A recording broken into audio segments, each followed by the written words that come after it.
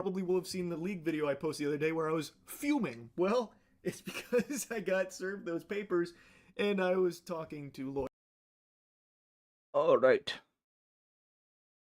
We are going to be doing Battlemap study. The Battlemap study.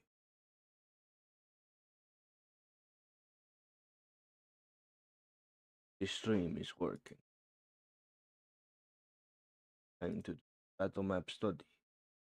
Become the best Battlemap maker ever.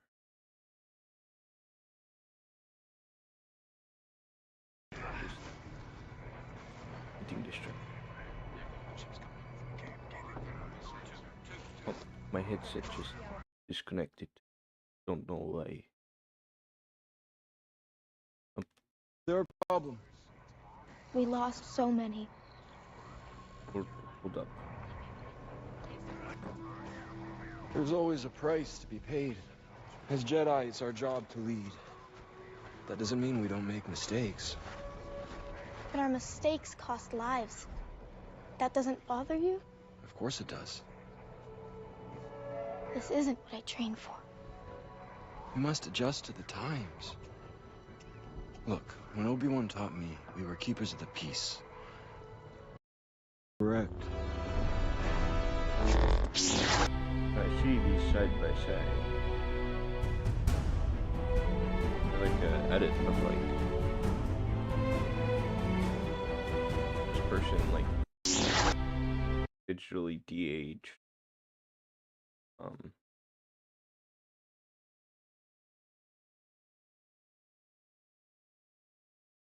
Hayden Christian is comparing Disney's official. I think, yeah, his work is a lot better, to be honest. A lot better.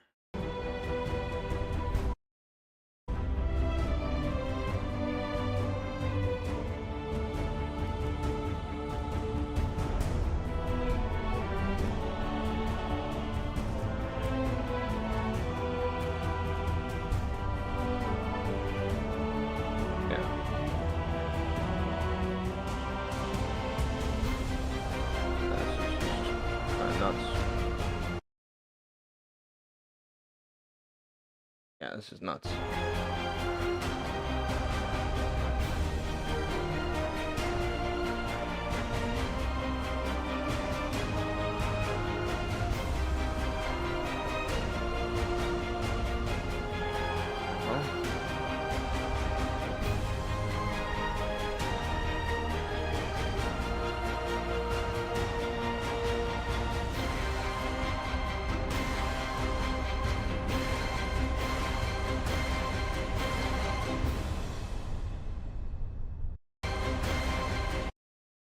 Yeah, I'm surprised. I'm surprised that the de-aging and the official Disney stuff wasn't well handled. But anyway, let us get focused once again. I'm looking for copyright-free music. Hopefully, those moments did not put a copyright on my. Don't see it. Not copyright screen. So we should be good. Let's copyright Japanese jazz. Let's do that.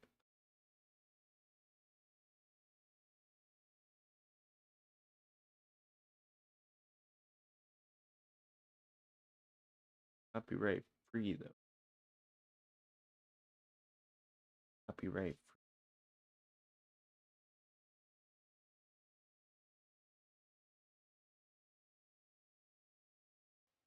free. Japanese jazz piano. I don't think it's what the lyrics though. Let's get into it. So the last time I was doing this shit, I'd gone through several layers. I'd gone through. I've been taking notes.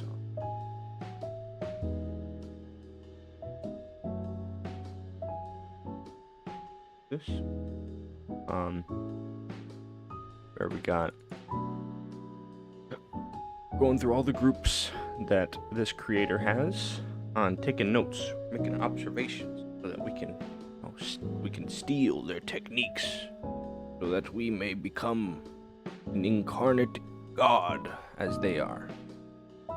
So, to review my notes real quick, his group, so all of his groups are locked, and they're like sort of organized numerically by layer.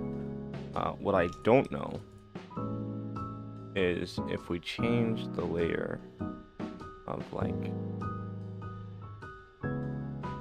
do this. Oh, I broke Inkarnate.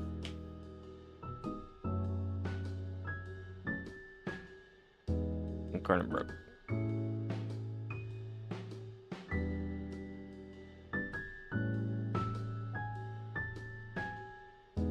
Oh, wait a minute.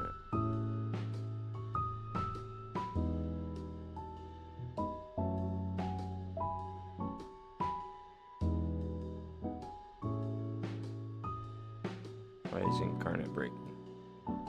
Oh, it's open at 4K. I don't want to open in 4K. I tried to open it at a lower resolution.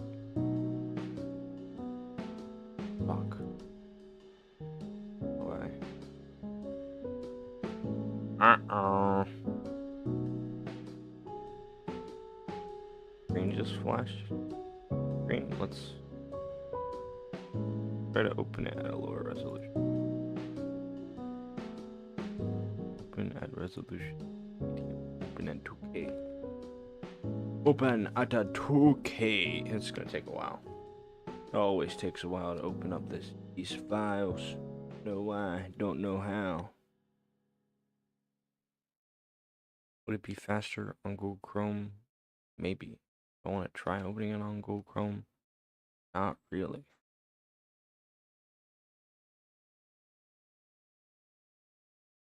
Won't take.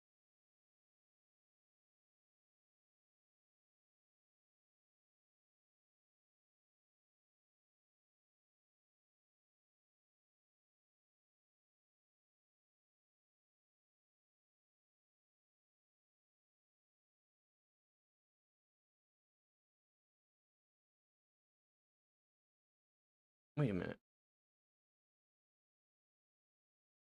Wow.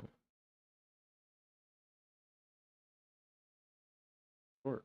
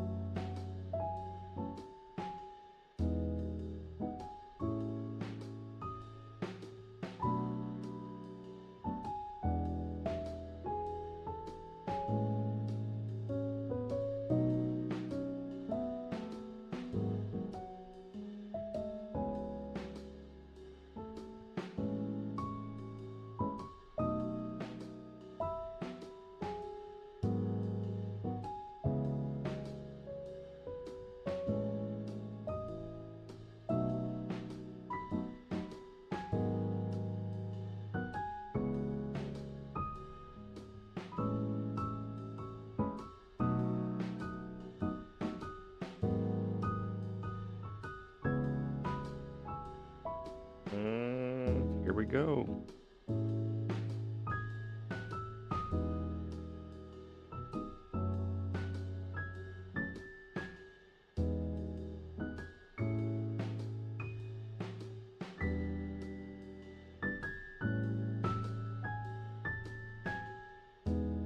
Okay.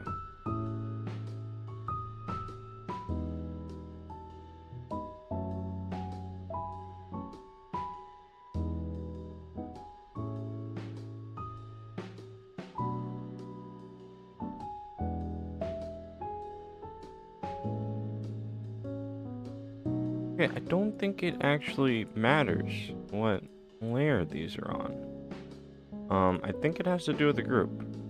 It's like changing the group's layer, definitely. Like, oh, let's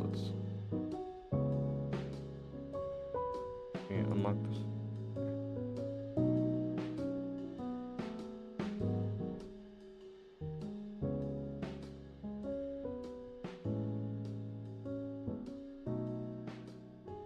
Yeah, changing the group's layer, absolutely. Even work?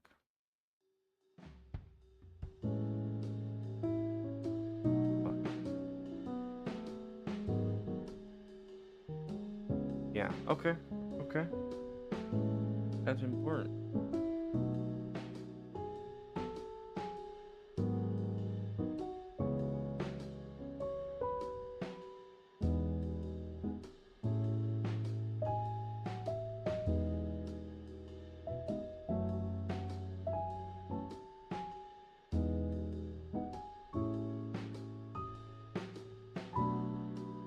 Um, so I was on cliff highlights last time, so I did water, did lights, did water.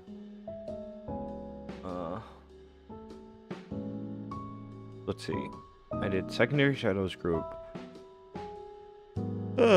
Fire group for sky. The first, like shadow group, light group, water group. Doing cliff highlights.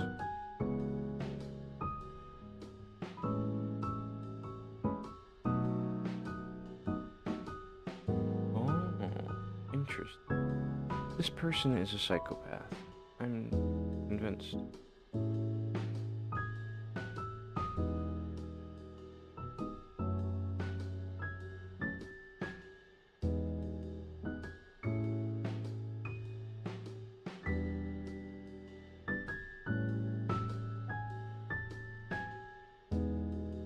How do I even determine? Well, okay, what can we gather from here?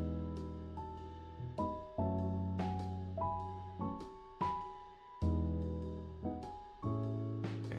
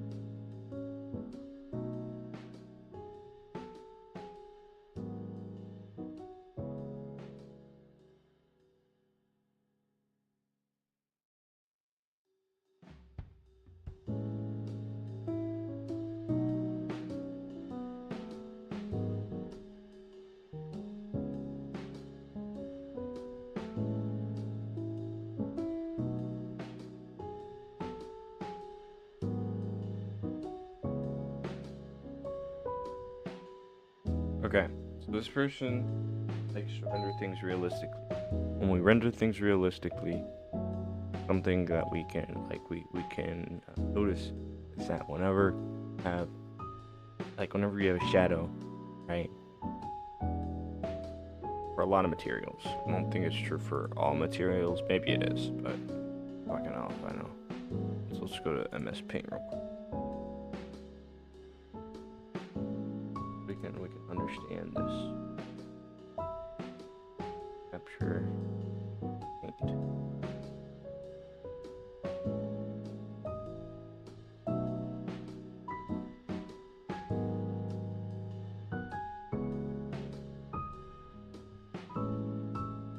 Okay. OBS does not like recording paint.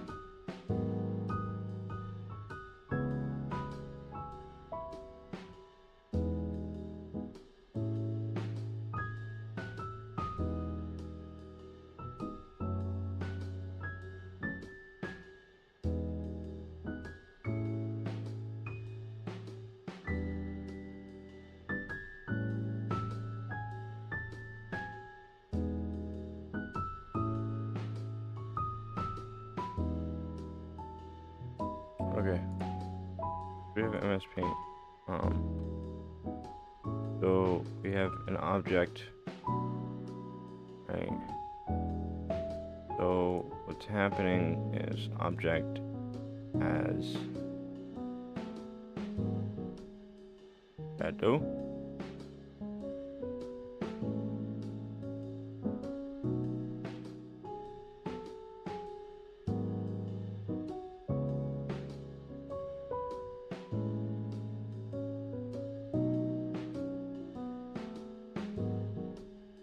And what actually happens is that there is like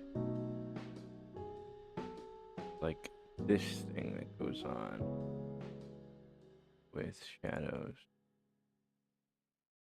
Well, it's not. It's basically just like this. You have like a white. I would say the white is highlight. Right.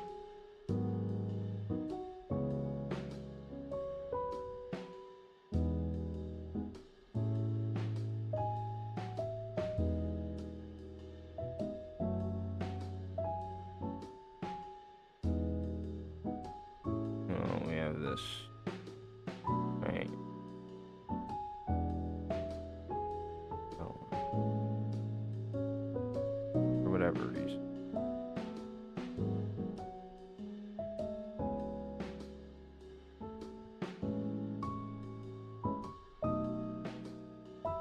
Like this is like the super basic like, oh, would you like this?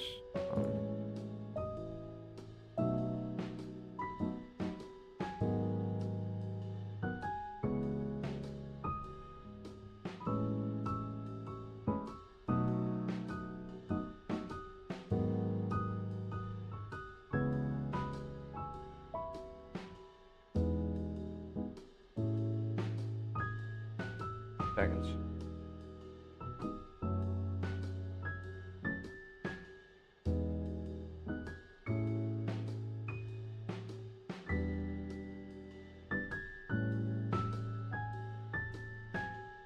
What in the world?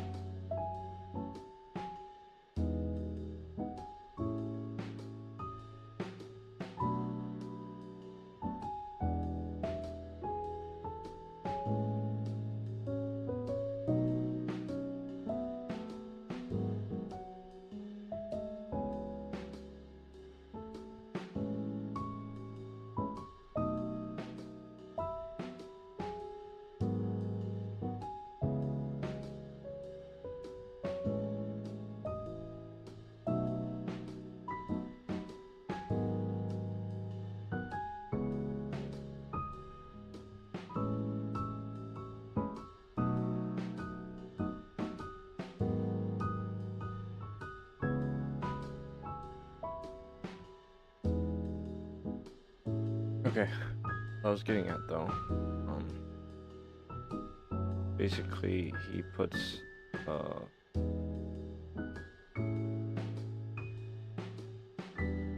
what he does. Puts a white rim on shadows. Happens a lot with shadows. They have white rim.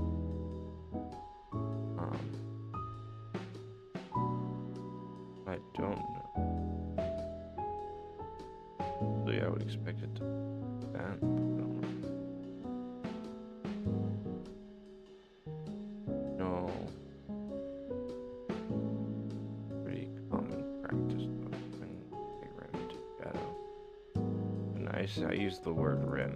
No, I'm not saying like, not literally a rim, because you know, like a rim is what would I do if I put like around here. But this is what he's doing. Of our cast shot.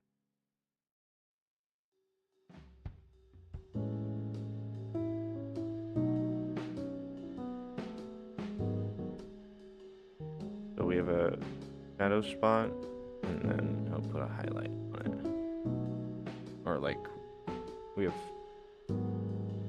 shadow spot, and I'll put a highlight before it gets out, before the shadow, and right at the edge of the shadow. So shadow spot, and then I'll put a highlight at the end of the shadow. It's also called cliff highlights, so we might just be going over the peaks. I don't know if it's so much like all the peaks, because you know, he doesn't have one here, but he did put one here,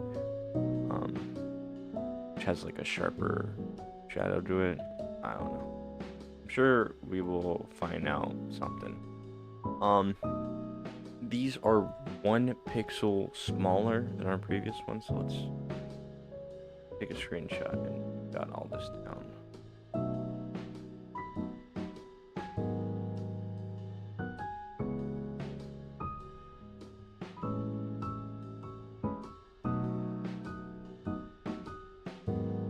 Timer. Screenshot rules.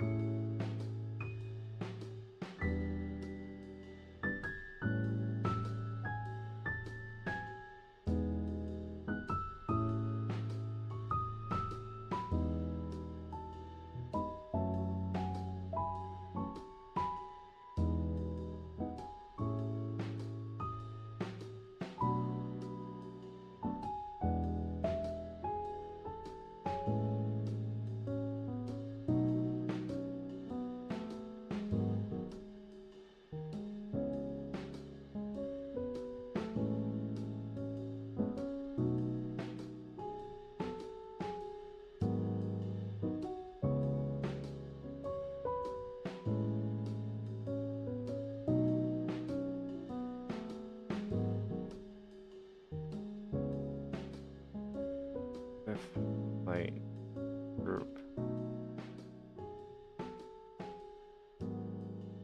Group is set to, I think, layer 3.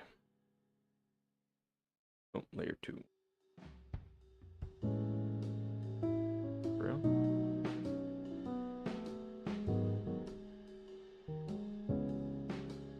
Layer 2. Oh, the stamps are on layer 2. These lights are here.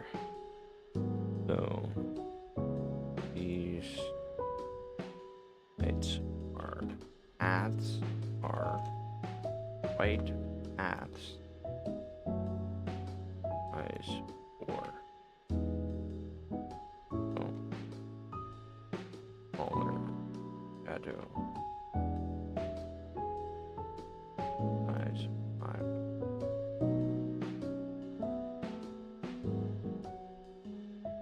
What? That's a pretty important question. One I did not check. I don't know if I actually checked. Opacity of 20. Normal blur radius 5. see that if I type that on the shadow.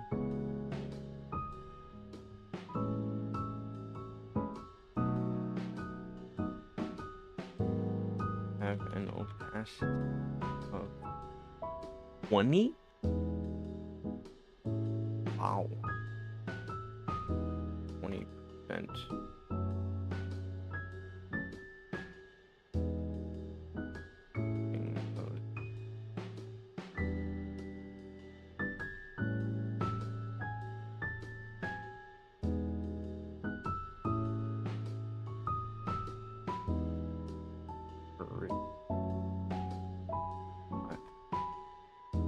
Author puts them on edges of shadows on cliffs. Prefers to put them in short bursts or in short increments.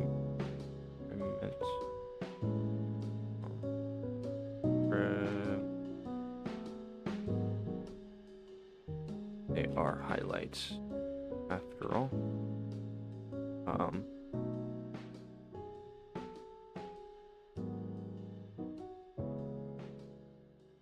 That changed.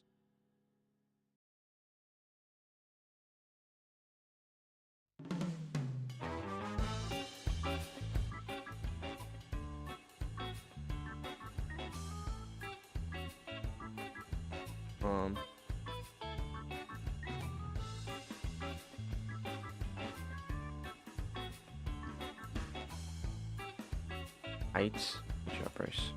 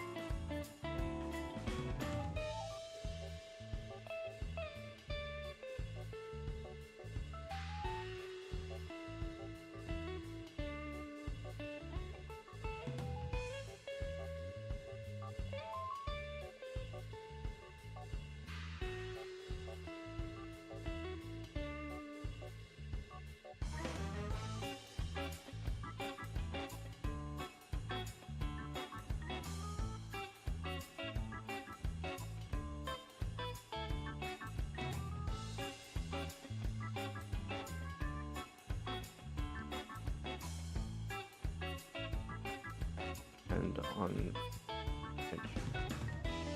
or shadows.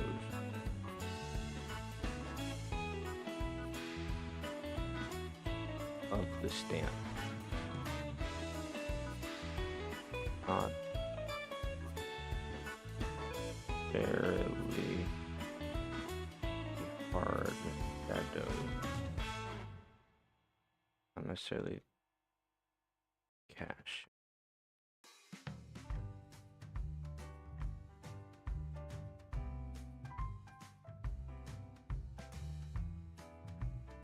That's about it.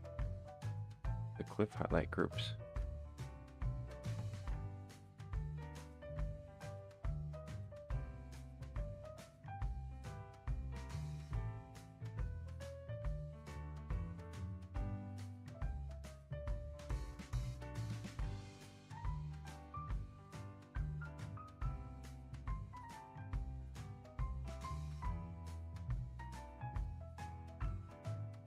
Holy shit, we're not even.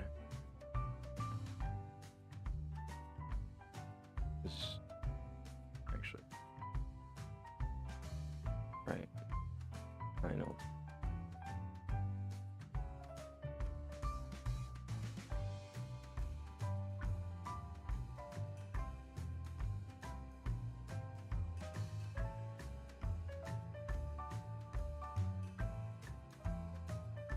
Shadow Guides has an opacity of 0%. Increase the opacity, we're going to see white lines that point in the direction that the shadows are supposed to go in.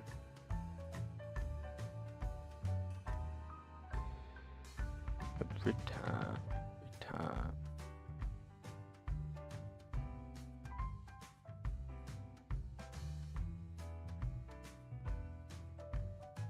I don't think it much matters too much about this. I mean, it's important that it's here. Take the screenshot and jot that down.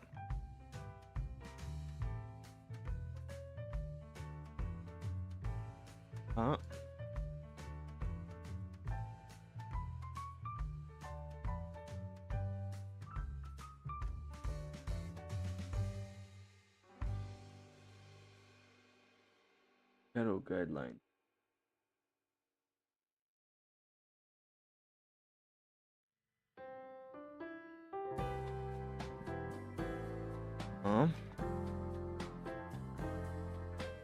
Is set to layer 2. All stamps are on layer 2. This is an invisible layer and to indicate direction of light shadow. Specifically, it acts as a guide for where to draw on past shadows later.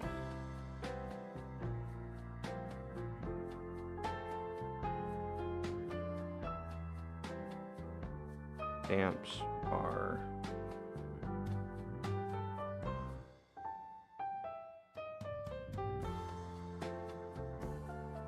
paths, right? Segments. Those segments are white segments that are grouped, blocked, and made visible later on taking a message.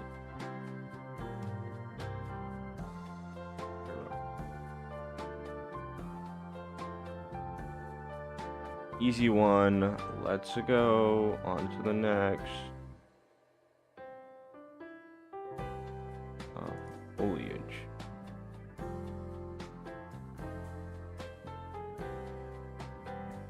What we must.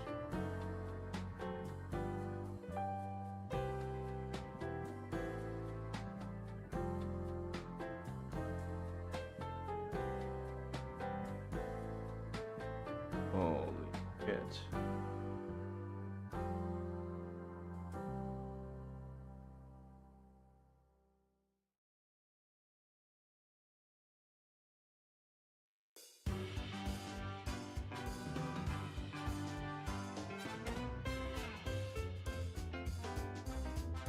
Guess he does not skimp out on his stamp use either.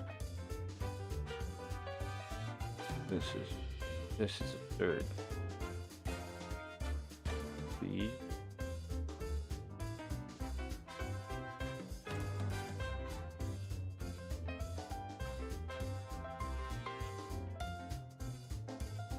Oh, see how this is 26 trees.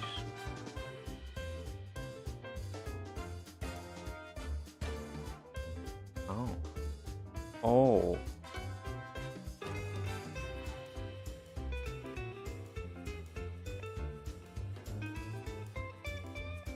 What the fuck?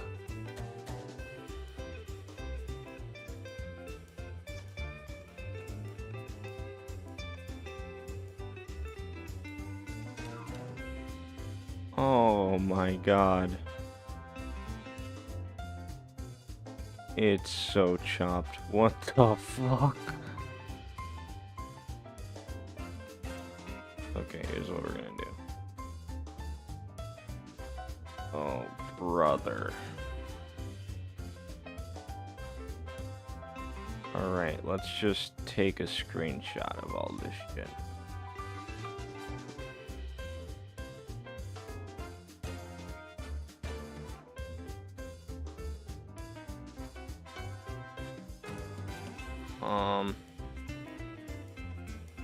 Oh my god.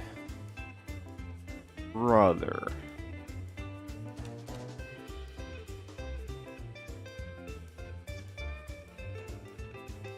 These shadows?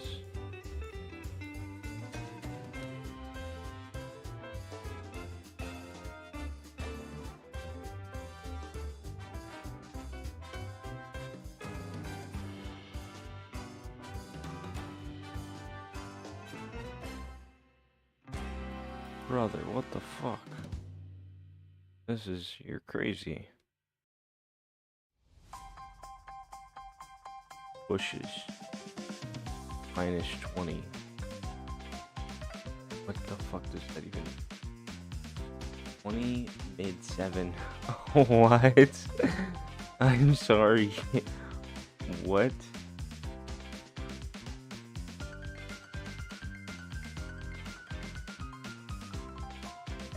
That the rotation? What are we talking about? Oh, hue is -20. What about the trees? Oh wait, this is shadows. I just want the tree. -25. They all -25? No, they're all -30. What the fuck? Oh, brother.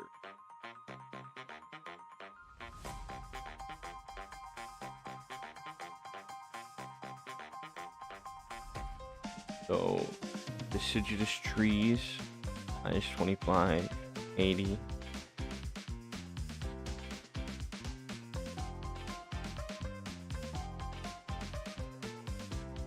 Okay, the bushes are -20 but 100.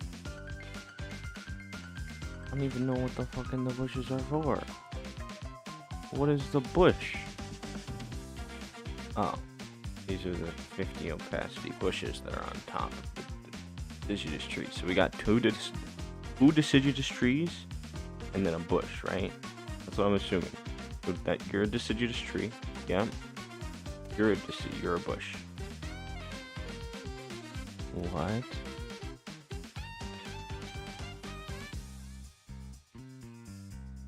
You're a bush. You got 50 opacity. Bush 50 opacity, 100 opacity, 100 opacity. How do you get this so blurred? -20 hue? Well,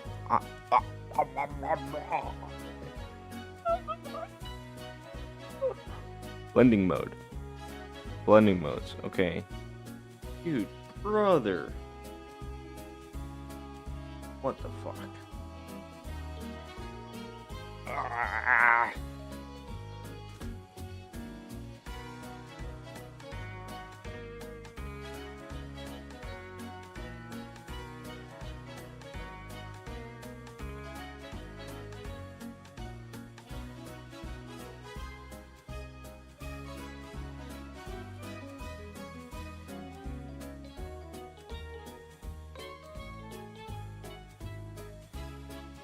Brother, I don't know what the hell's going on. I mean, I know what the hell's going on. This is just a lot. You know what?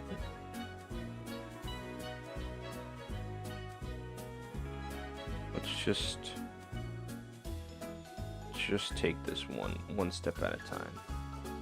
So we have a foliage layer.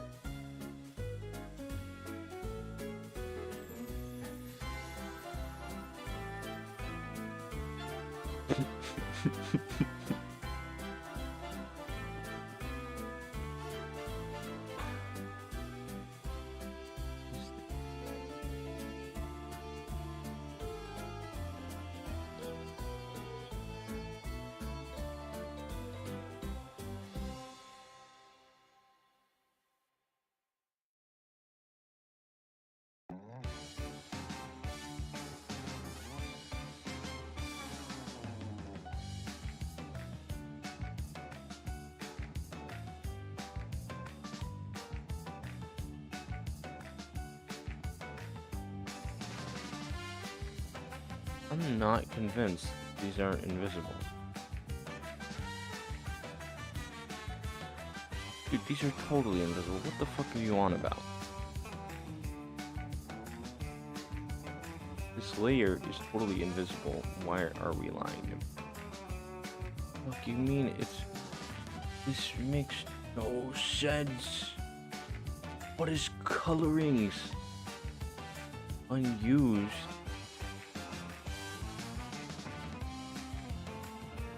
Okay, this makes sense.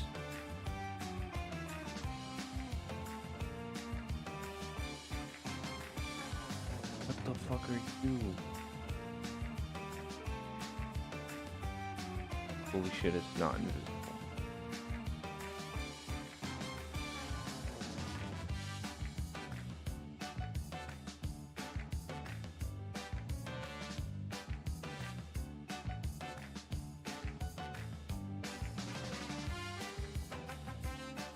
Brother, what?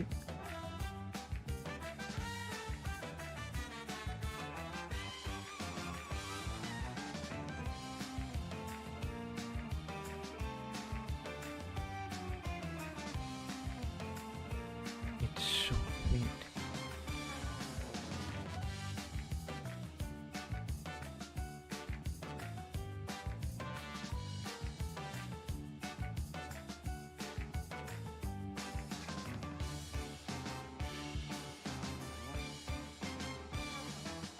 Okay, the colors one's gonna be a lot harder to figure out.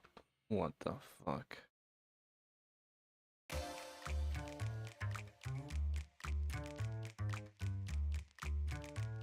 Oh.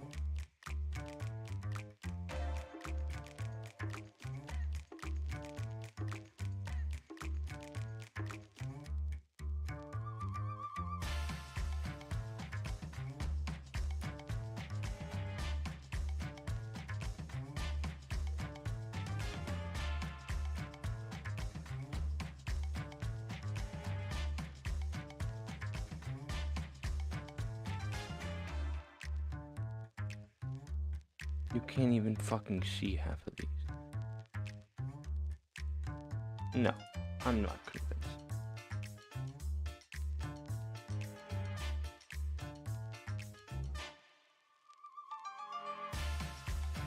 Yeah, I'm convinced.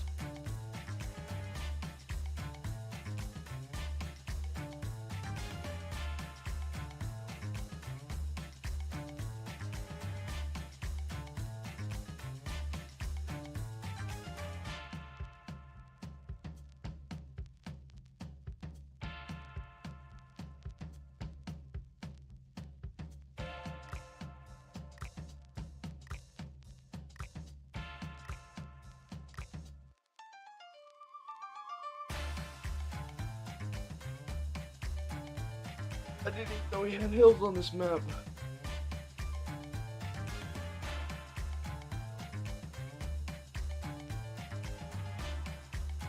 Oh, putting them underwater is clever.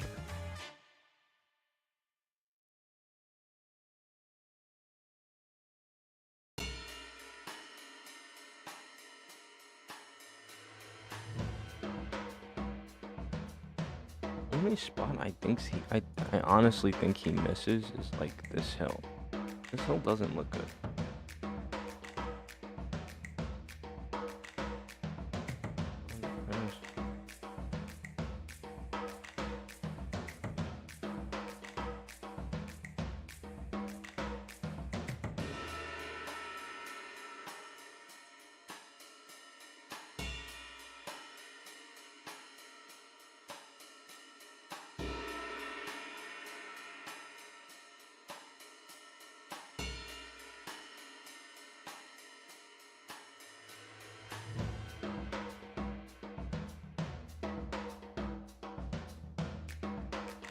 I think it would read better.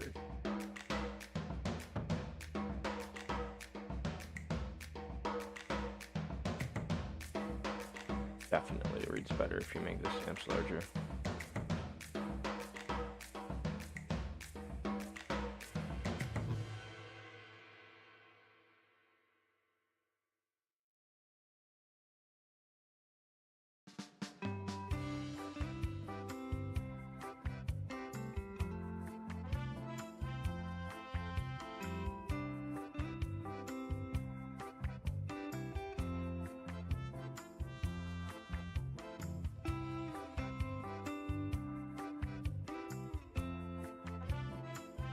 Definitely reads more like a hip.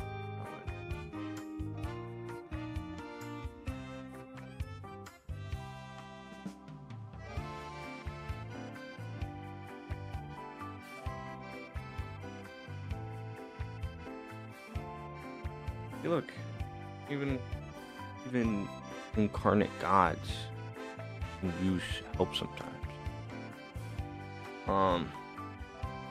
Guys, I don't even know where to this is like a 10-hour task. We've gotten so far though. Like, we've gotten so far. We are over halfway done, but I'm beginning to honestly think that this is the harder half. Are we exactly halfway? 1, 2, 3, 4, 5, 6, 7, 8, 8. Okay, we're under half.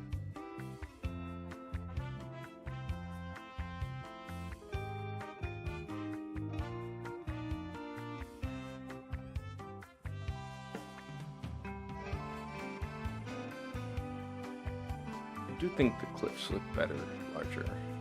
I might decrease, like, it looks best like around here. I might decrease the intensity. This is nuts. This is absolutely nuts. I don't even know how I annotate all of this without like just typing a whole ass document. Fuck.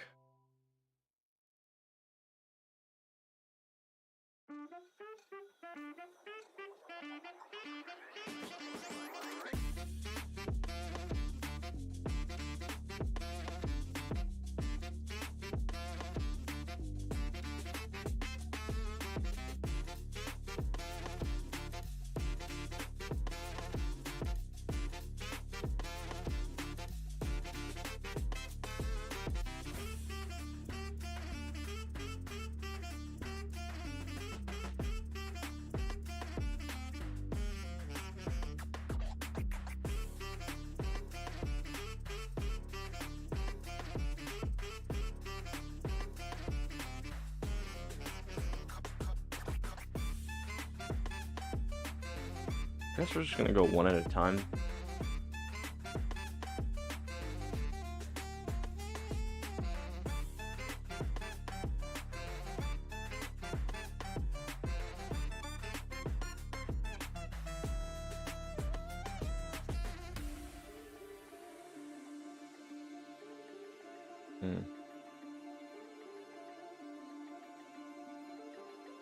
Sorry, I'm biting my lip. Okay, so we're gonna go one layer at a time.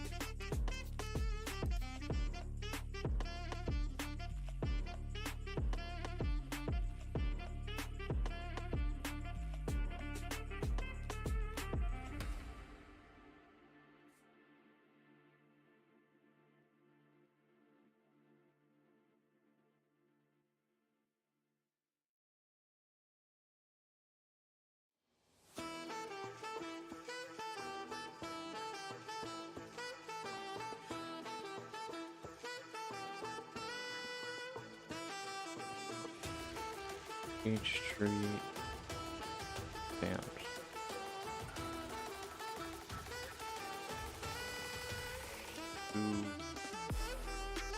Two indigenous tree stamps or two bush stamps. One. Can't I fucking spell the citrus?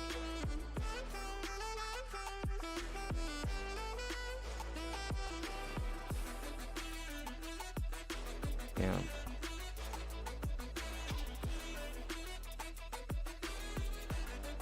X.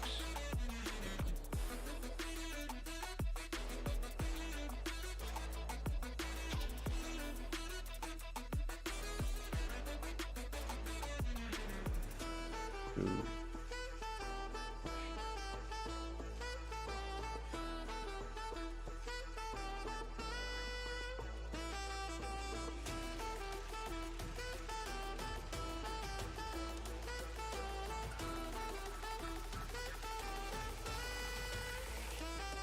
they stack as we expect them to.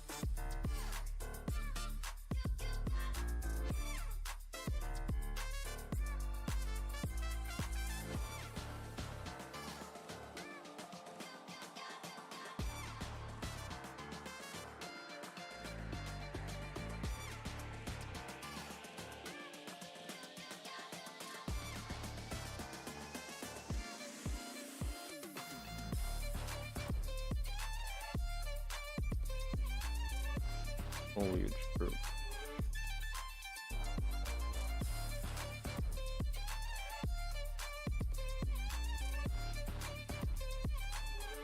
Here too.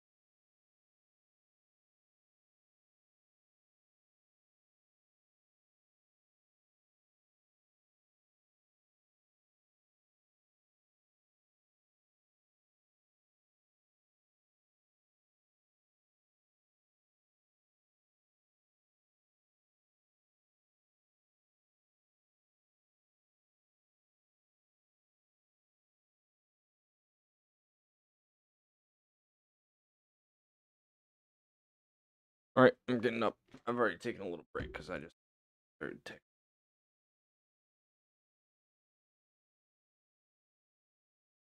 But my observations, I didn't say my observations for this group.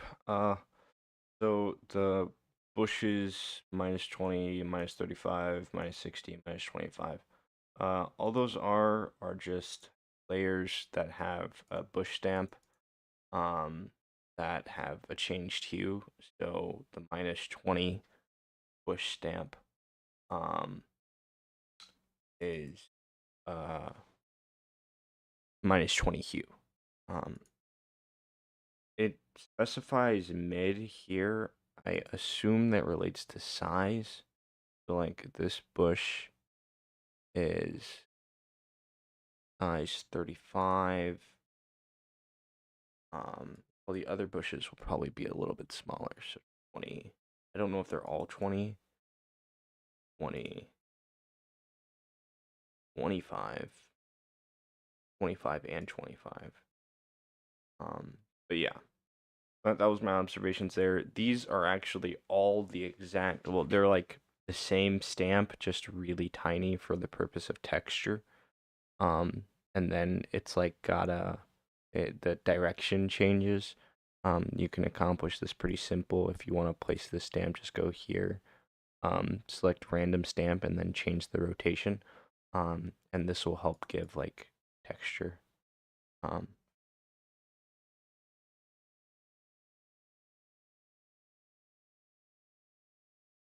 Something to note, at least with this, like with all these plant stamps, the foliage stamps, he doesn't place them on sand. Um, Although he will place them on like the edges of sand. Like the trees are on like the edges of sand. Um, I can only assume that is to help with fuck. That's to help with gradients. Um, but yeah. So like when he's drawing on the makes a brush stroke with the sand, using the brush tool. If it's like got a sharp edge, he'll just put it on there to help blend it out. Um, but I honestly wonder if the repetitiveness of it is a good idea or not. It could also be like described like I don't know why it's justified, but that's my main theory. That's the one I'm gonna keep with. There's another theory I could think of, but I don't think it's that important. Um, yep. We'll be right back. I gotta use the restroom.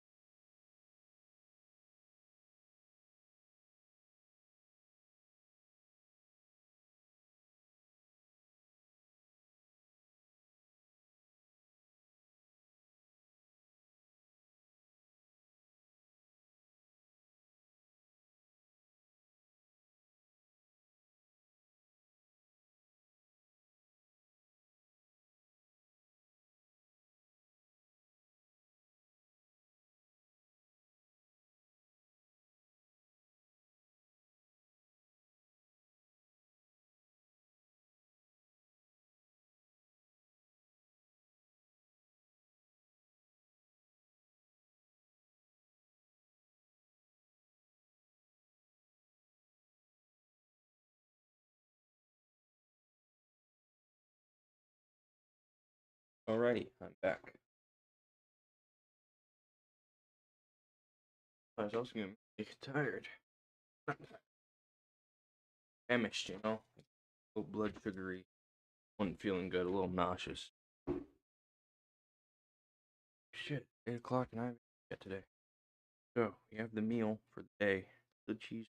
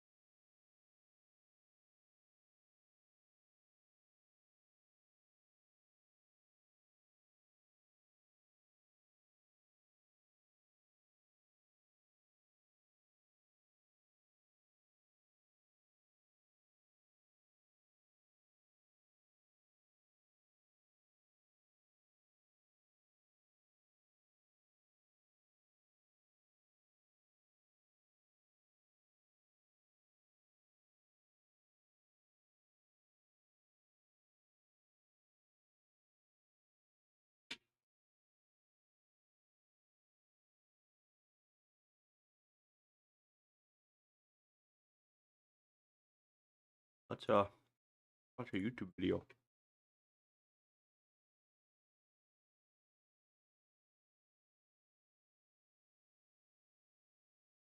Sales jobs gotta be a form of medieval torture that somehow slipped through the cracks. Not only do I have to interact with someone, but now I have to persuade them. Usually don't torture that somehow a form of medieval torture that somehow slipped through the cracks. Not only do I have to interact with someone, but now I have to persuade them to do something that they usually don't want to do. So cringe. Also, I don't mind if the primary focus of the job is on sales and that is expressed properly in the job listing. If that's the case, when someone applies, they know exactly what they're getting themselves into. But so many employers, they try to hide just how sales focused the job really is. And then they just emotionally torment you anytime you don't reach the quota. You're gonna lose your job. You're gonna be living on the streets. That's what they want to tell you. I worked at this one car wash and I thought this shit was going to be cool. Like I got a little tour of the job and it seemed kind of easy. I just got to spray down some cars, give good customer service, clean up the trash and the waste. Simple enough. The moment my first day started, they brought up something they didn't emphasize enough. Memberships. The most important part of the job. Maybe like 95% of it was being able to sell their stupid fucking memberships. Picture me, all right? Picture me asking these customers if they wanted to buy a $45 membership. $45 a month for some car washes. I've been told by my ex-boss that the washes don't even cost 45 cents for the cars to go through. As an employee there, they gave us free washes and I worked there for 2 years at the job. I got my car washed maybe like 4 or 5 times, maybe a little bit more. I'm not even using the product for free. The hell I look like persuade niggas to buy it with actual money. Corporate would get so pissed anytime we didn't reach our quota. They take their frustration out on the district manager, who take it out on our manager, who take it out on us. Why aren't you guys asking for memberships? Oh, we are. The customers just don't give a fuck. It'll be like the coldest winter ever. People are staying inside more. They're using their cars less. And they're like, how come you guys aren't reaching the quota? Maybe this season is god awful for memberships. Have you ever considered that? I remember they hired this one district manager from Florida. I thought he was okay. You know, he was really just doing his job, but he also was just doing a bit too much. The conversion rate we had to hit, like the memberships per total customers, excluding the ones with already having memberships, was 8% in the handbook. 8% of the customers you have to convert into members. That's in the handbook, right? He was like, well, for me, you guys have to hit 14%. What? What the fuck we do? This Florida nigga probably thought it was just gonna be just as easy as Florida. You know, one of the best places to have a car wash business due to Florida's climate and culture. Yeah, bumfuck Lynchburg is definitely going to yield the same results as Florida. Good luck. Lots of employees were fed up from hearing from corporate and, you know, having their jobs threatened. They just kind of started brute forcing memberships, leaving out key information during the membership sign up process. Like, for example, we had this one promo going on where they'd pay $10 the first month and then they get charged $45 for every month they kept the membership. Some of the employees would only tell the customer, would you like to sign up? It's only $10. That's it. Literally it. They leave out that the next month their card is going to get charged $45 fucking dollars. And the month after that, and the month after that. That's probably what corporate wanted people to do in the first place, but can't legally tell them, hey, just fucking scam these niggas so we get our fucking money. I do not have the shamelessness to purposefully deceive someone just so an already wealthy business with multiple locations can get more money. I have to pacify this establishment by taking funds from the working class. Niggas that do that and die, they don't even go to hell. Satan don't even want to be around them motherfuckers. You gotta help out the working class once you get into a position of power, right? I remember working for this one college as a cashier for their store / mini cafeteria. Students had these meal plans they get. I think it was like a meal a day or 2 meals a day, like maybe it was lunch and dinner or something like that. And they could save them up throughout the week, but they had to be used by the end of it. Usually meal plans were for the kids who really couldn't afford to buy groceries to make 3 meals a day, or really didn't have their daddy's money carrying them through college. So you know what I did? I was giving them out meals for free. There were some college kids that I just pretend to use their meal ticket, and I'd be like, yo, just use this for another meal, bro. I don't give a fuck, bro. Fuck this college. Shouldn't have given me all that power. Most people, when they get power, they go crazy and, you know, they want more. I'm like motherfucking Syndrome from The Incredibles. I'm about to make everybody a superhero. Superheroes can be omega cringe at times. Superman and Batman be on some pussy shit. We don't kill. We don't kill. If I was a superhero, all right, if I was a superhero, the moment I see someone even jaywalking, finally, I'm gonna rip that motherfucker's leg off and make him eat them before I end his life. Do you know how many villains would rethink doing crime in Gotham if Batman just pulled out a Glock on motherfuckers? I'd appear at these goons' funerals, look everyone dead in the eye and be like, yeah, I did that, bitch. I did that. In fact, I'm not even done with him yet. I just pull that nigga out the ground, just beat his corpse senselessly. Doesn't make much sense to me that there are people who won't date a girl if she has kids. I get it. I don't have any kids myself, right? But my God, are some of them the biggest vibe killers, professional vibe killers. 90% of the types of kids I'm talking about fall into the toddlers category though. Toddlers are dumb as hell. Fork, meat, outlet. That's the type of activities they like to do. What happens if I touch this hot ass iron? They require so much attention that I could be getting a bigger helping of from their mother. More mouths to feed type shit. So I do get why some guys are iffy about dating women with kids, but consider the following, all right?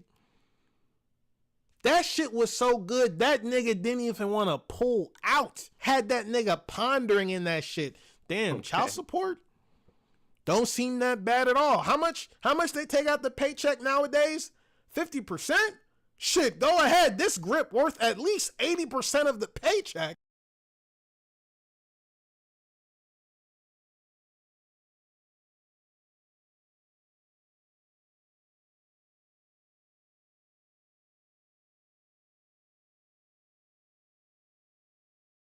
You gotta start using all 5 senses. You can't just focus on what a woman looks like, cause you're setting yourself up for failure. Niggas see a pretty woman with some nice curves and go bonkers. Cuckoo for Cocoa Puffs. Yes, my boy, that woman was inspirational, but we gotta use more than just our eyes. What does this woman sound like to you? What does this woman smell like to you? You know, I had this one ex who was kind of bad at taking care of herself hygiene-wise because of her mental health. and she had this distinct smell. This might sound weird, I get it, but I kind of like the smell. It's not that I prefer a woman to be stinky, but there was probably something in her natural body chemistry I was attracted to, because anytime I'd smell it, that shit would kind of soothe me. It's like, yeah, you might need to shower soon, but I mean, this is also a pleasant musk. That brings me to my next point, because usually the more you like their natural smell, the more you like how they taste. What does this woman taste like? I'm not just talking about saliva, but that's also on the table. There are jokes about how women taste down there, and I've seen people say stuff that ranges from cotton candy all the way to but it is emblematic of all of America's much more consequential violence, okay? It's the same reason as to why America, Kaya, please just fucking go, just stop. Jesus Christ, what are you doing?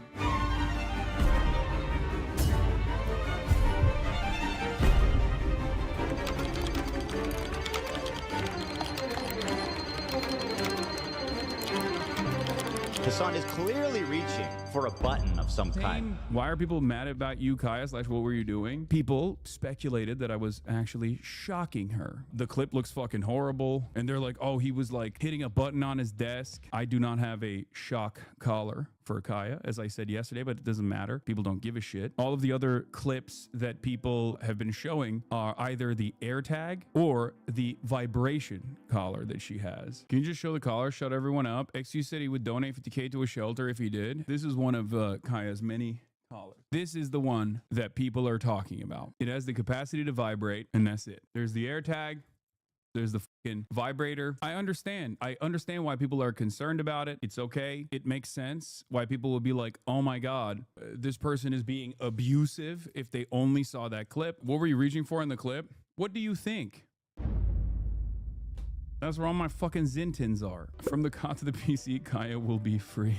Yes, I will be addressing that as well. Don't worry. Why are people mad about you, Kaya, / what were you doing? There's a clip out there that in the aftermath of me getting my internet getting pooped, I come back live and I'm very frustrated. And while I'm fucking tweaking around, I give Kaya the place command as I usually do. And there's literally a fucking emote for it in the chat for place, which is one of the things that she knows is she's like professionally trained. And I think while she was like getting up and down from the bed, I don't know exactly what happened, but I suspect that she tweaked her, her dew nail, like the upper nail that's like her dew claw on the side of the bed. People speculated that I was actually shocking her. It is basically a perfect shitstorm because obviously I have a lot of haters.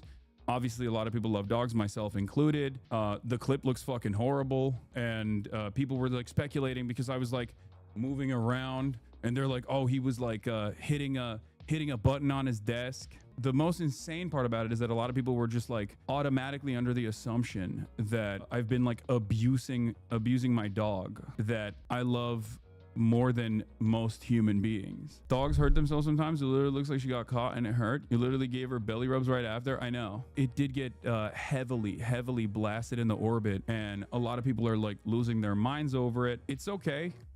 It is what it is. Maya did not corroborate yet, so that must be true that you're the worst. I know. As an animal conservationist, she's been secretly actually participating in the abuse of, once again, one of the most beloved dogs on the planet. Here's March in the chat. Funny part is Kai legit lives a better life than most people I know. Lamau, I know. It is pretty fucking nutty that that is like an angle of attack here. I saw it all over my ex. For every 15 posts I saw saying you shocked her, there wasn't even one in your defense, and those horrific posts had millions of views. It's okay. It is what it is. I have people who have made it their full-time jobs to like professionally hate on everything that I do. This is an inevitable byproduct of this. In any case, I do. Obviously, I'm a little greasy. No, I haven't showered yet. So what? Who cares? Have you showered yet? If you did and didn't use Cheeky soap, then it doesn't count. Cheeky's the best soap in the universe. I know I'm looking disheveled, but what are you? The Mighty Morphin Shower Rangers? Okay. I also haven't grown any taller. I'm still short. You want to make a big deal out of that too? Point is, yesterday was a pretty crazy day on Twitch. I think most of you have noticed over the last year or so, I've been very out of touch when it comes to internet creator drama. I haven't been keeping up like I used to, but occasionally I do still dip my toes in sporadically to see what's going on. And yesterday during stream, chat was telling me about two really big things that were happening. The first being a live streamed birth on Twitch. The second being Hassan apparently using a shock collar on his dog on Twitch. Both of these sounded fucking nuts to me, so obviously I looked into them. And I know the Hassan dog stuff is what's blown up the most, but I actually want to start by blabbering about the live birth, because out of the two of these, this is the one I have the least to say with. The Hassan dog one, I'm be yapping. Well, let's start with the live birth, because apparently I've got a very hot take with this. The sentiment across the web, from what I can tell, is people are extremely positive about it, very supportive, and think that it was a wonderful thing. I don't necessarily have that perspective. I'll show you a brief snippet here of what the stream was like, with the baby being delivered in front of, like, allegedly, you know, tens of thousands of viewers. I'm seeing numbers that range from 30,000 to 100,000. I think people claiming 100,000 are including all the people that watch partied the birth.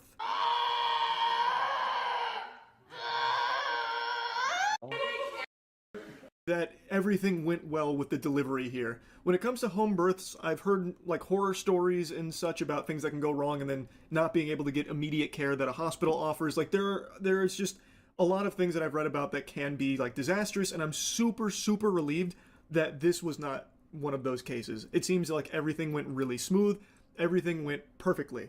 A healthy baby was delivered, and I think that is all extraordinary. That being said, I really hate that there has been a complete deterioration of the value of privacy. It seems like people don't want privacy anymore. Like, there's no such thing as like a special moment anymore if you can't monetize it and publicly display it. Something like the birth of your child, to me, would be something that you would want with your closest family, your soulmate. You know, like, this would be something so personal that you wouldn't want just a bunch of strangers peeking in on. And of course, I'm not her. I am not the family. She can do whatever she wants, but I'm giving you my perspective here, that to me, this seems like a sign of the times where everything needs to be like content brand, content oriented. There's really no other reason to be live streaming the delivery of your child other than the obvious attention it's going to bring with it. And I don't know, to me that just feels so odd. And reacting to her giving birth, I just think that is a joke I told a while ago about a piece of content about how I should deliver a baby, like immediately becoming a piece of content. I just don't like that. Anyway, though, let's move on to the next subject. This is the one that is by far the biggest from yesterday, and probably one of just the biggest topics in general, which is Hassan and his dog. But it is emblematic of all of America's much more consequential violence, okay? It's the same reason as to why America, Kaya, please just fucking go, just stop. Jesus Christ, what are you doing? You're being such a baby. It's just, you're making her stressed. She just literally is so incredibly spoiled from my mom. Now, for the life of me, like, I cannot understand what he's even upset about in the first place, that he starts, like, scolding the dog for. She moved, like, an inch, like, slightly off of that. It's like in a video game, like in Metal Gear Solid, when someone gets, like, a fucking question mark over their head, they're, like, zipping to you immediately. Like, she doesn't do anything, really, other than move slightly. And he is noticeably upset. He is upset about that specifically. Even before this incident, earlier in the stream, he had already, you know, gotten annoyed at her for moving around prior to this. The absolute worst country on the planet, straight up, bar none, a capitalist shithole. Kaya, now is not the opportunity for you to... Down. The absolute worst fucking place on the planet. Just a horrific. So I think it's pretty clear that the dog moving off of that spot is what's making Hassan annoyed at her. Now, I saw he mentioned place training. Place is an actual dog training thing.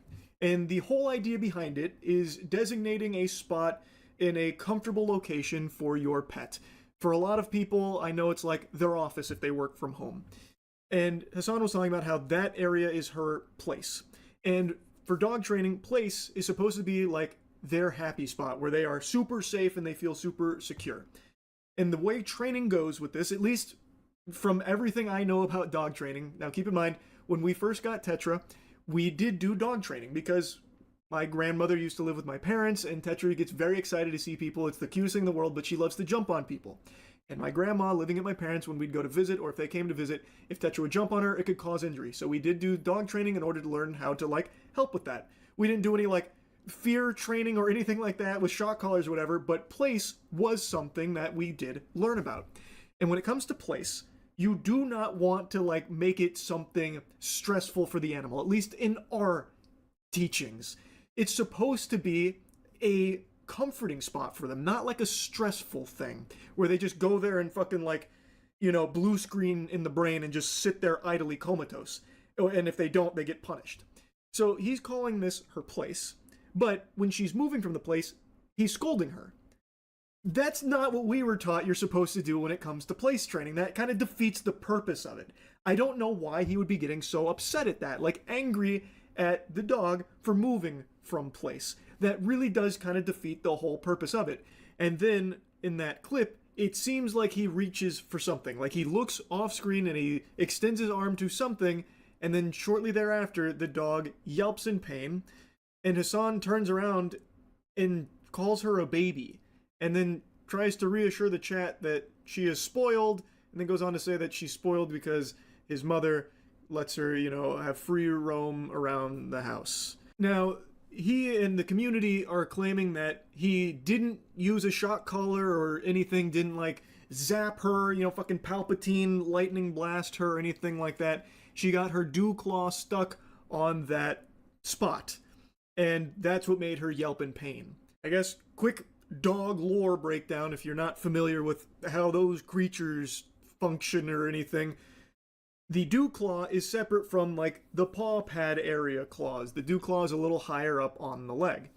And it's an old trait from back way in yesteryear when dogs needed that extra claw. It is just now an evolutionary leftover. It's still present, but it's not something that obviously gets utilized by dogs to the same degree it used to. It is a sensitive area. That is true. If you've ever cut your dog's nails, or if you've ever taken your dog to, like, a dog salon or something and they, like, gave your dog a nail trim, you probably noticed that when it comes to the dew claw, they're very, defensive on it, like cautious, because it is such a tender spot.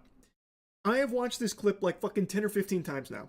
And today I had some friends come in from out of town, so obviously I've been out most of the day at the farm, and this was actually a conversational topic. It's become so big that it was brought up by them. And every single person, and pretty much everyone I've seen online outside of Hassan and Hassan's community, is all saying the same thing. That yes, it looks like the dog does, like, touch its leg to that spot on the bed, but it doesn't look like it gets caught or anything. So it feels very unlikely that that is what caused the dog to scream in pain. Like, I don't think that's what made Kaya, that's her name, yelp.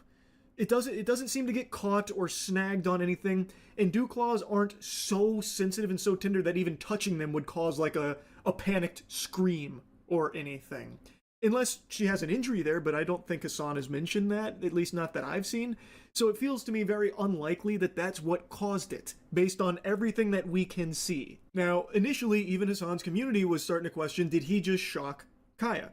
Did he just use a shock collar on stream? And the clip instantly started going viral, and he kind of downplayed it and shrugged it off as like, oh, a bunch of bad actors attacking me for some fucking phony baloney, barnacles here, you know, unbelievable, this is all a load of fish paste. And instead of doing what I think most people, like, not even just streamers, just normal people would do, of, like, showing, no, look, it's not a shock collar, obviously I didn't shock my dog, he instead just brushes it off saying, nope, it's not a shock collar, you're stupid for thinking that it is. And that's the attitude that his community had as well, like, oh, you must have psychosis if you think it's a shock collar. Which I think is a little odd, because it's the easiest thing in the world to prove, right?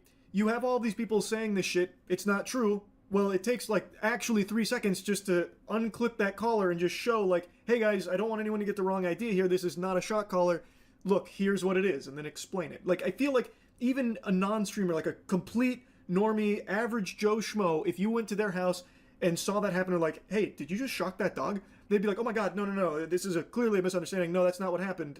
Like, I feel like most people would be very quick to show you and prove that it's not a shock collar because it's so quick and so easy to do. And the fact that he doesn't is odd. Like, it is very peculiar. Why wouldn't you in the moment? Like, that's such a natural thing to do, especially for what's easily a slam dunk. Like, you have all these people attacking you, you could easily just come out and fucking slam jam thank you ma'am on them by just being like, nope, it's not a shock collar, look, here you go. The proof is in the pudding, behold. Like, it'd be so quick, so simple, and it would be irrefutable. But that didn't happen yesterday. Instead, it was kind of brushed off as like, you've got to be fucking stupid to think that, Hassan would shock his dog on stream, and he just kind of propped it up as like, the only people that would believe this are like bad people in the first place, or like, grifters, this kind of thing.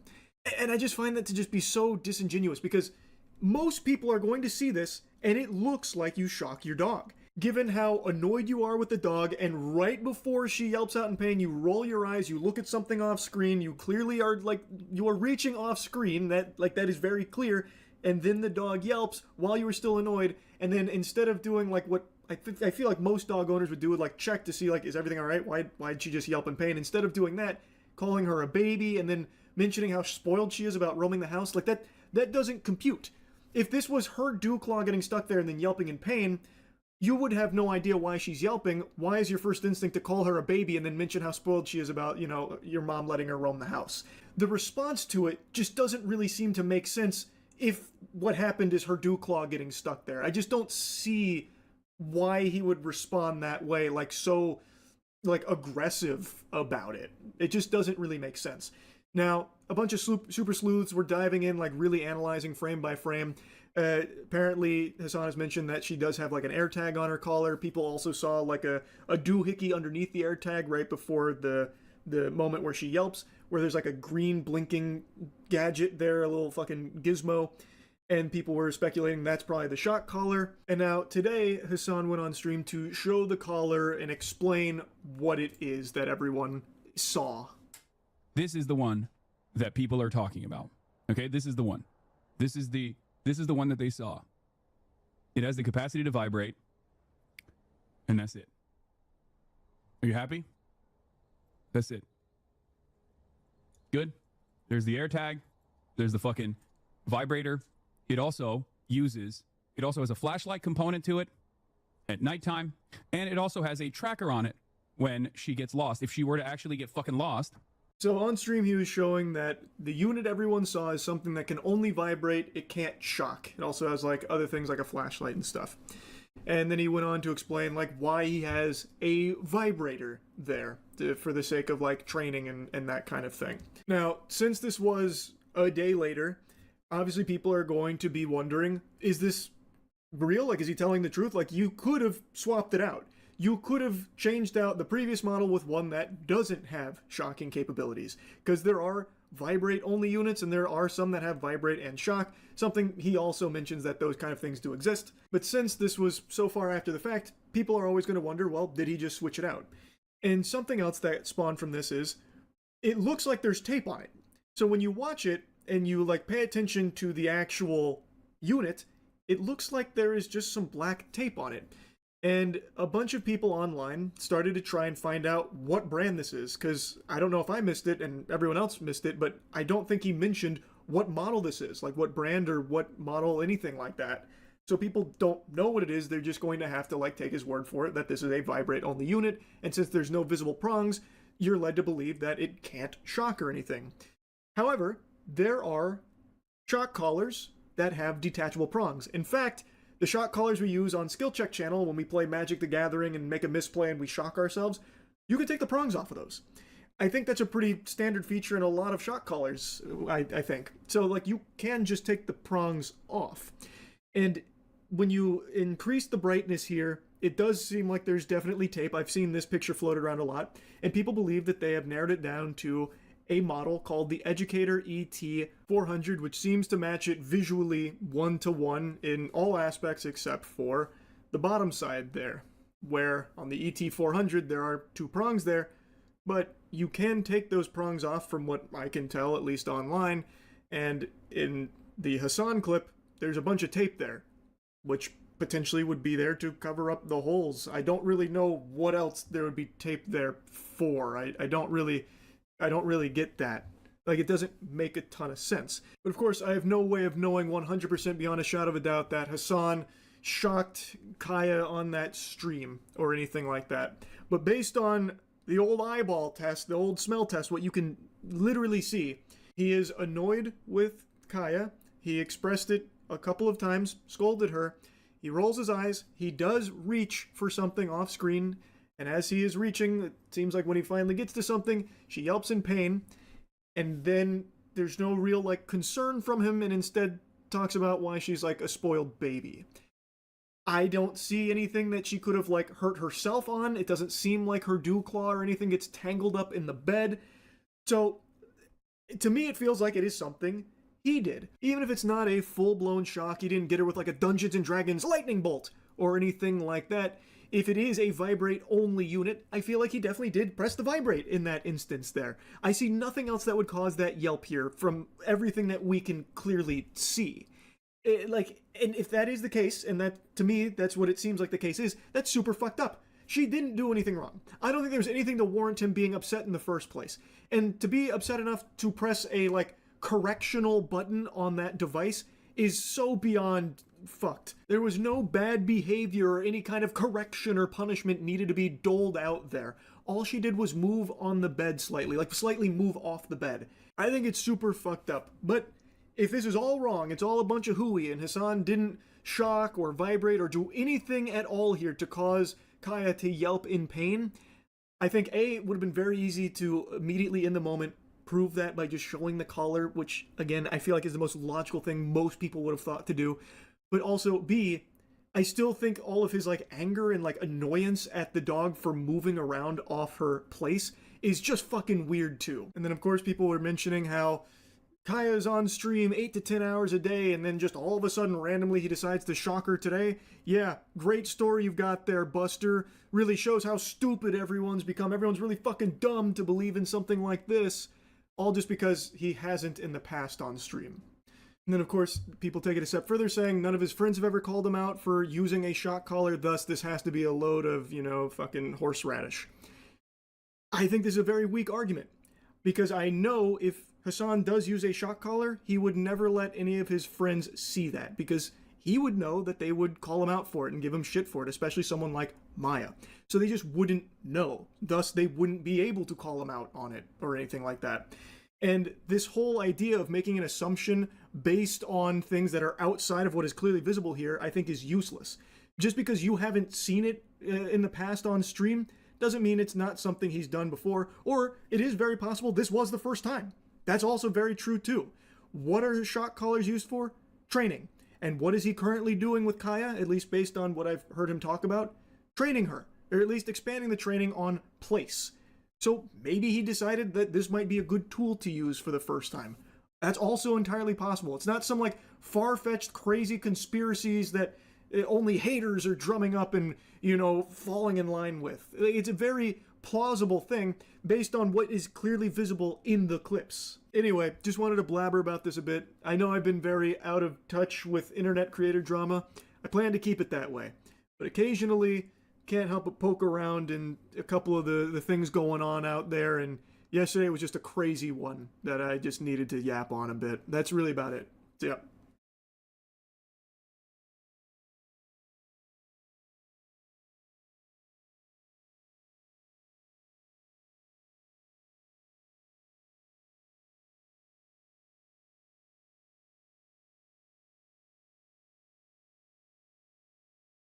Oh no, live in Alabama. One, like, shock collars aren't too. I don't have an animal. I mean, when I did have dogs, I didn't have shock collars. Was it just never something I ever thought about? But I know people have shock collars. Very common here. It's not like you're like think the idea behind it. Not like you're trying your. No, it's like just a small zap, sort of like how they put dark colors on all sorts of animals, cows.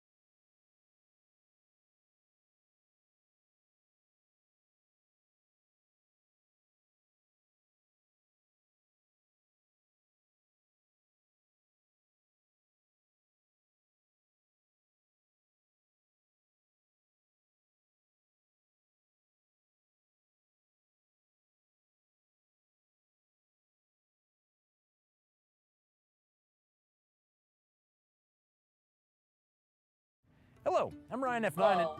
Anioki. Wait. I'm Ryan F9 and this is a motorcycle. 90 kph top speed, but flat out it has a 60-kilometer range, which is technically eco-terrorism, and the whole thing weighs 260 pounds. And this is a bicycle. 78 kph top speed, but flat out it'll do 120 kilometers in range, and the whole thing weighs 168 pounds. To ride the red one, you must wait until you are 16 years old to take your government-issued photo ID to driver's licensing and pass a knowledge test, then pass a skills test another year later, then wait another year to pass a road test, then save up $540 to transfer it, $42 to plate it, $68 to register it, $2,000 to insure it. Or you could pop out of the womb, suckle the teat for 5 days while this ships to your door for free, and go get some. Are e-bikes supposed to be this fast? No. Should a newborn baby really be riding one? Debatable. Did Anioki's mood board consist entirely of iron girders? Allegedly. But it's got pedals, so nobody meddles. And that is why the young are no longer motorcycling. Whoa. Anioki. Keep the... Keep... Anioki. Anioki. Whoa. Anioki. Anioki. Anioki. This video is sponsored by Squarespace. Think of them as an online toolkit to get your passion project or business running like a Honda. Their AI-powered design system, Squarespace Blueprint, makes it possible to generate a fully custom website in only a few clicks, with everything tailored to your brand or business and optimized for every device. All Squarespace sites are also highly searchable thanks to their built-in SEO tools. If you click on squarespace.com/Fortnite, you'll save 10% off your first purchase of a website or domain using the coupon code Fortnite. All right, I'm rolling on both. Okay, Mike's rolling. Now you're rolling here. Okay. So we got all the cameras. I'm rolling here, and I'm rolling there. I guess the race begins? May the best man win. Yeah, likewise, Ron. Okay, go. Okay, go.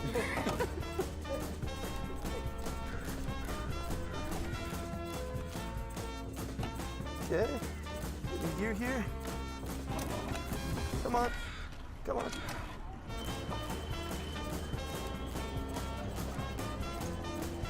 Come on.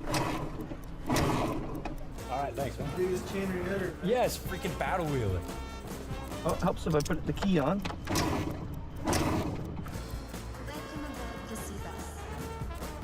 And the run. So it begins. To see why the motorcycle's day is waning, I'm racing one across 6 municipalities to White Rock Pier. And because nobody minds a bicycle hopping on the C-Bus or dodging downtown traffic, the Anioki will be taking the shortest path as the crane flies. Google Maps will take Josh on the highway, a speedier but more circuitous route that I know he doesn't have the range for. Oh, why are we dying? Why are we dying? No, Van Van, please, Van Van, please. Okay, reserve, reserve. I'm almost out of gas.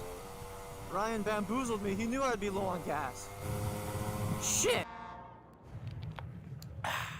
Given time, one should always prove a premise before embarking on its explanation. So setting aside why motorcycling is declining, are we sure it's in decline? Industry optimists will point to total registrations, and look, every year there are more and more motorcycles on the road, but how do we know that's not just Keith filling his garage with 20 bikes to fill the void left by his estranged children? In the same way, riding schools will point to total licenses, and look, there have never been more riders on Canadian roads, but there has also never been more people in Canada. The only graph that is clear is this one, motorcycle licenses by age group, and it couldn't be more poignantly perfect.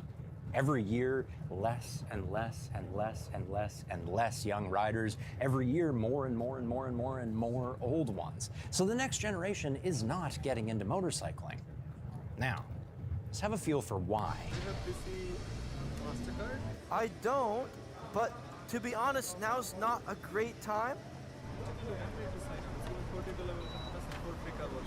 Well, I have 13 to 17 cents of money that is a pretty good deal, but I really am in a race right now. Imagine like Dakar, right? It's like the Dakar, and like partway through the Dakar, you have to like sign up for a credit card. You'd lose the race. So I'm sorry, but I have to go. But thank you for the offer. All right, take care. Best of luck, brother.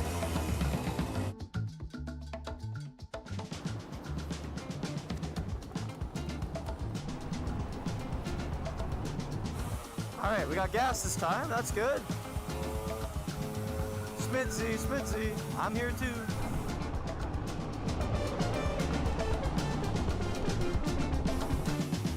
This is a prime opportunity to filter. You just go right up the middle, nobody minds.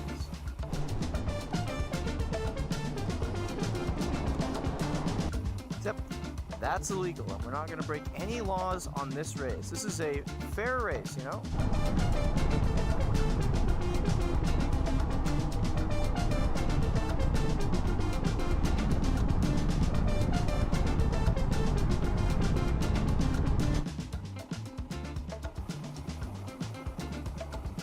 This is really lame. It feels like counter steering, and most bicyclists are unaware. This is really lame. It feels like counter steering, and most bicyclists are unaware of this, but the Anioki is so heavy and the tires are so wide that you steer it just like a regular motorcycle. The power too, it's 2 hub motors peaking together at 5,600 watts, so 7.5 horsepower. That's about the same as that motorcycle Josh is on. It's not so much that e-bikes are rivaling motorcycles as they're just starting to become motorcycles, only with a power delivery personality disorder.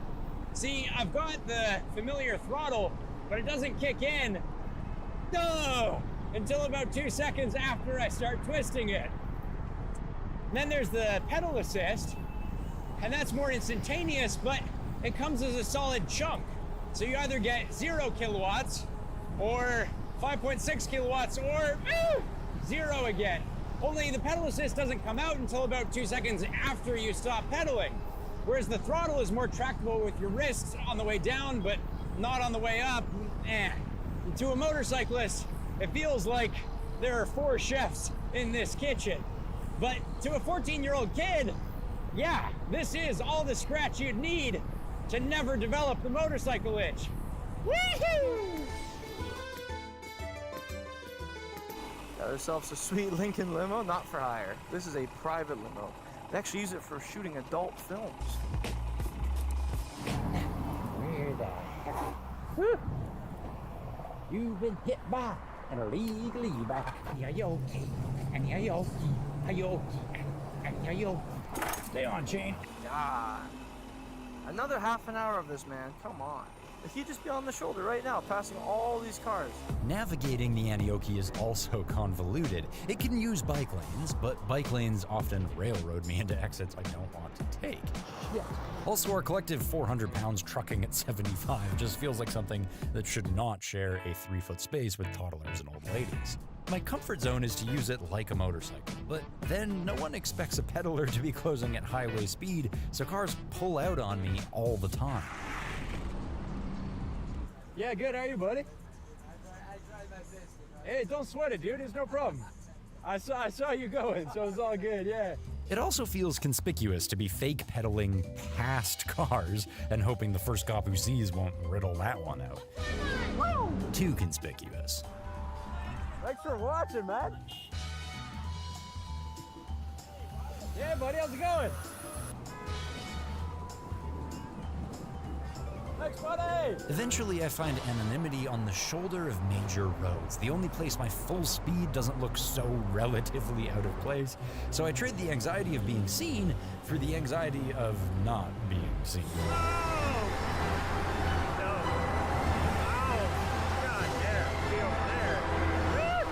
Oh man, it would be nice to be on an electric bike right now. Oh, big hole. Bumper bits. Muscle tire. Oh boy. Because at least it doesn't make all this sound. Jesus. Come on, Antioquia. Don't do this to me. We're almost there, baby. Okay, let's get that water. I don't know what's worse, the vibration in your feet, the vibration in your hands, or the vibration in my right now. Oh my god. It's like I'm sitting on top of a mixer, you know, like a smoothie mixer. Oh, thanks very much. This kickstand is actually solid. It just keeps jolting down because of this abomination. It hurts my brain to look at these rear shocks because any 4-year-old with a mechano-engineering degree can tell that this has to pivot as it compresses. So locking the spring inside a piece of square tubing just like doesn't really work. It'll help to bring it by the nose a little bit. And these fully adjustable front forks actually ride really elegantly. Come take a look at the dash really quick while you're here. So it's bright, it's beautiful, and it could be off a legacy brand motorcycle. Judging from this little filler pump fuel gauge, maybe it is. And there's also a camera built in, so Gen Z can either look at the world ahead, or if it's less triggering, they can watch it on this 5-inch screen. The brakes are a little bit less powerful than they appear. It looks like 3 pistons, but it's actually only 1 where it counts on the inside. And you can see here this massive disc is only being pinched to about half of its depth, so that's weird and wasted. Look at this splitter though, hydraulic splitter. So you pinch here, sends pressure to all the braking calipers. That's combined braking like on a Goldwing. And the end result is sort of mid-pack for motorcycles, so I actually like the brakes. I don't mind them in the end. Let's get going a bit here. This is the 3rd time. Oh, woo! Don't roll that forward or it's gonna think that we're trying to pedal. This is the 3rd time that I've lost the chain on this massive 72-tooth chain ring today. It's the biggest ever fit to a production bike, and having such a massive one is the only way you're gonna add anything pedaling at 78, so all that slack is a little bit unavoidable. I actually don't mind the optical illusion too. The rest of the bike looks a little bit more normal size with the massive chain ring. Okay, let's get going. Okay, unlock actually turns it off. That's the alarm. That wouldn't wake a Cocker Spaniel. Lightning bolt twice, I think is the... Hello. Yeah. Antioquia. Hello, I know who you are. Let's just win a race. Come on. Oh, this way. Come on. Come on. Oh, we hit 80. That's crazy. Fraser Valley Bridge, almost to White Rock. Oh, I see the ocean. Oh, we're getting there, Josh. Come on, Van, you're almost there, baby. Look at that, we cleared. There's no way we're not winning this one. The ocean, we're gonna beat them. Oh yeah, White Rock, here I come. Again. No. Not now. I can see the water. It's dead ahead. Come on. Fucking hell.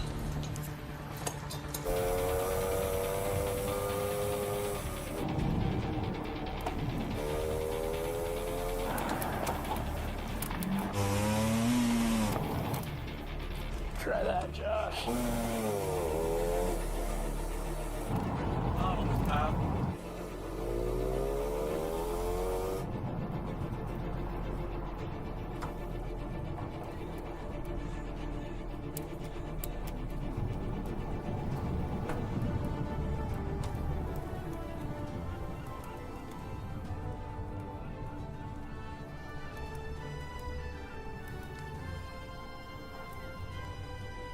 Hey, Ryan! No! Beat ya. By how much? 4 minutes, 5 minutes? Oh, it was close. It was really close. Oh, man. I'm not dragging this up there. Damn. I was confident. I was like, no way. I got this. My Anioki didn't quite beat the motorcycle, and I don't quite like it as much as any motorcycle. One conclusion is that these hyper e-bikes are fool's gold, that they're satiating kids just enough to stop them from getting into motorcycling and discovering what a wonderful world it is. But then I realize this is the wonderful world. It's a stunningly capable commuter. It's joy and adrenaline in the middle of my workday. It's cheap at $5,000 and even cheaper used. This is our gospel. E-bikes aren't supplanting motorcycles, they're becoming motorcycles on the other side of all our barriers. Godspeed, kids.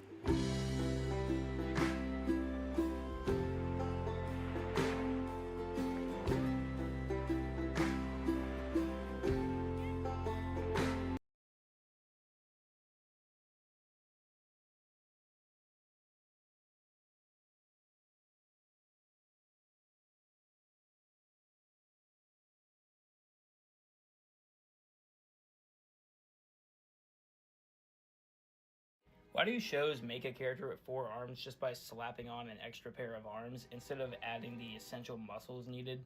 Well, the actual reason is that's insanely annoying to animate, which is why Squidward only has 6 limbs when he's an octopus. But how exactly would a character with 4 arms realistically function? Hypothetically, with the proper anatomy, both sets of arms should have similar, if not the same, range of motion. In order for both sets of arms to rest to the side comfortably, one would have to be in front of the other. Being with this kind of anatomy would subconsciously assign basic movements to specific sets of arms despite them being technically capable of the same things. Examples would be the top arms would probably be used for pulling the body upward. Because even though these arms are attached to a pair of lats, therefore it should be able to pull it up, these arms are more immediate. So the majority of the time, the bottom set of arms would subconsciously be restricted to this area. Most tasks involving pushing would probably be assigned to the lower set of arms. And since these arms are closer to the body's center of gravity, each of the muscle groups would probably be shorter than any of the top half. So the bottom set of lats would probably work in tandem with the core for stabilization. Since the anatomy in the back alone is 4 times more complicated than that of a human, it would probably by default need the natural strength that a gorilla has in order to compensate for this complexity. Next time I'll try to go over the chest, shoulder, and ab muscles. Why do shows make a character with 4 arms just because even though these arms, so the majority of the time, the bottom set of lats would probably work in tandem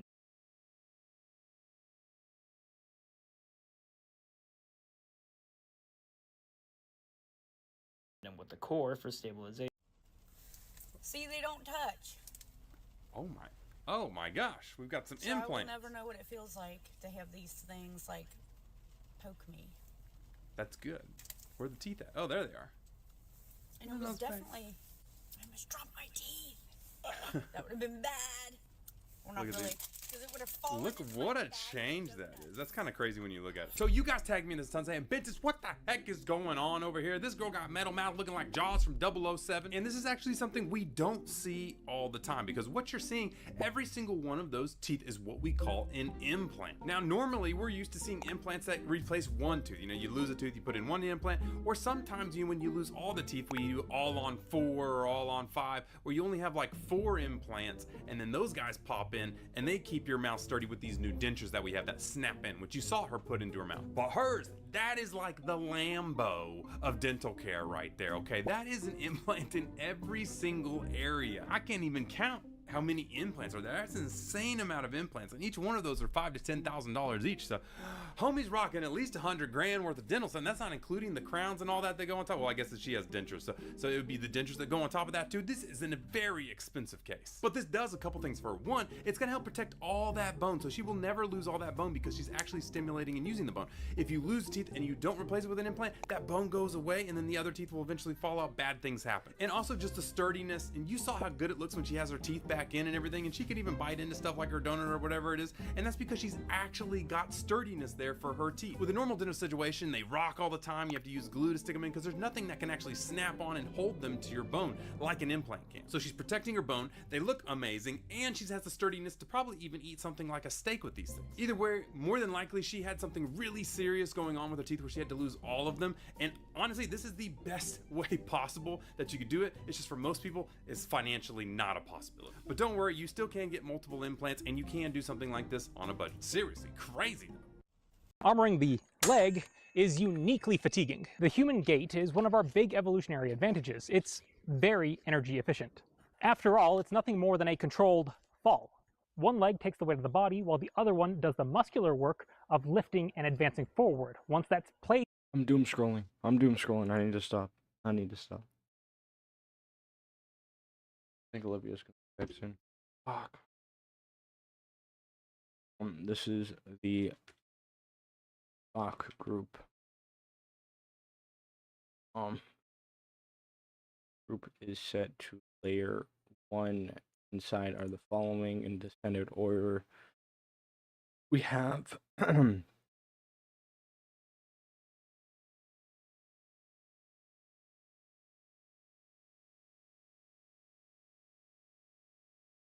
white, 1, orange, layer 1, large, pink, 1, small, rocks,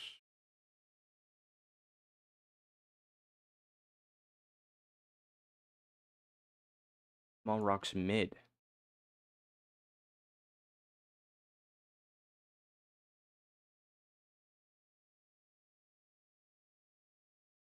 That's also on layer. And small rocks also on. Yeah.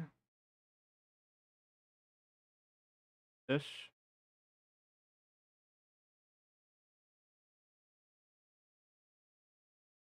White subgroup.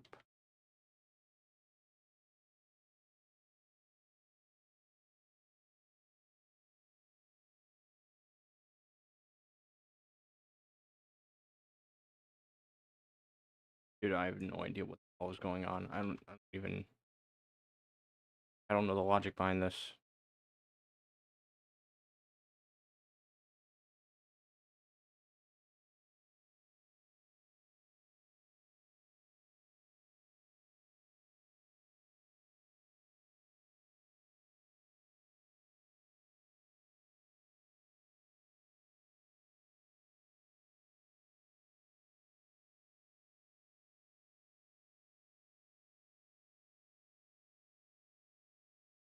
White,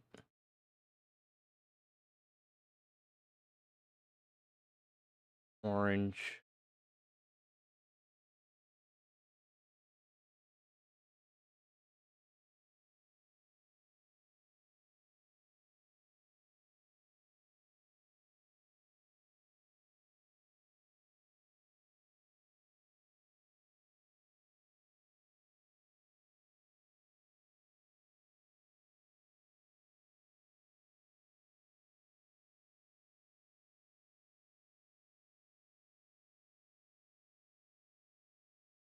Oh my god.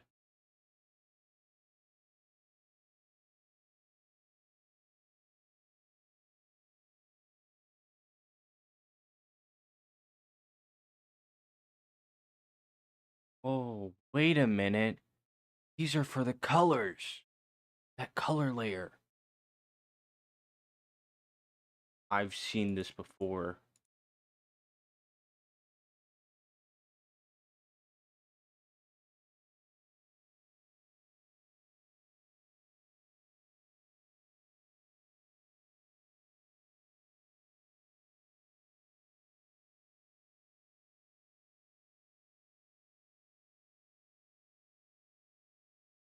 Good, dark red.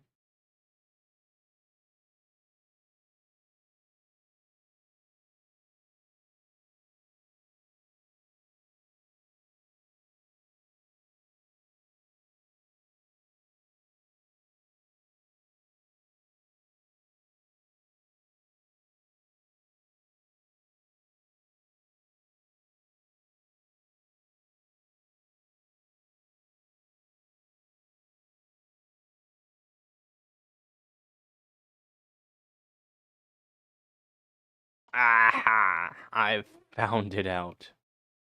Yeah.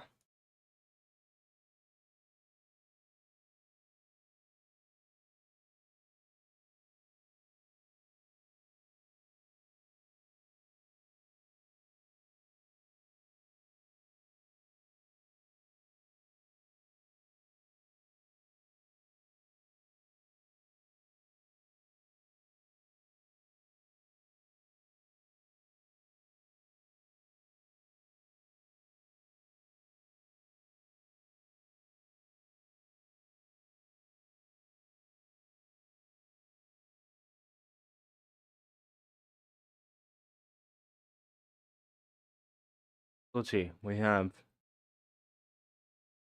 like a white and orange, like dark red, brown. Go to our rocks. White, orange, rocks.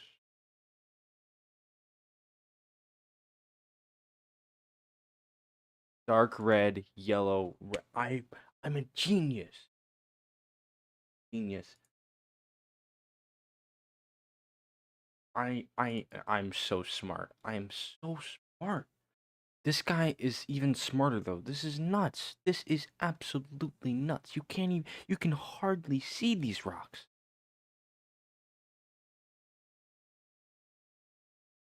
Okay.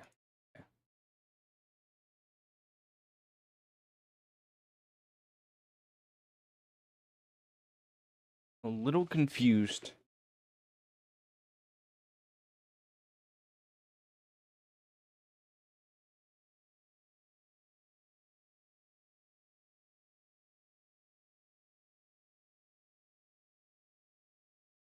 Let's get a list going here. We got white, orange, orange, pink,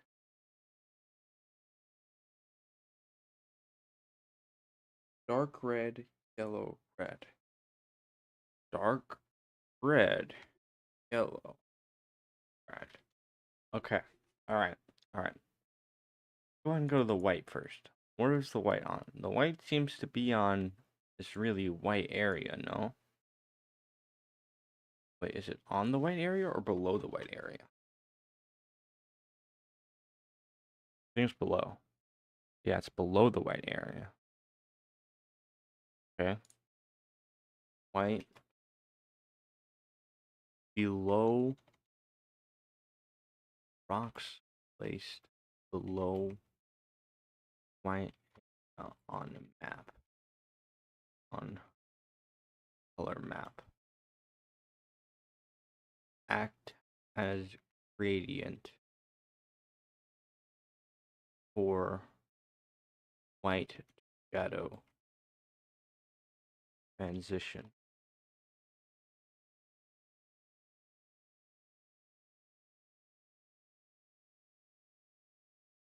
Act as gradient white shadow. Okay. That's my theory right now. Orange.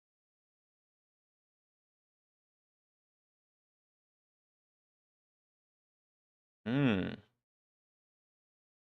Okay, this is interesting. So we got that same thing going on like the gradient before.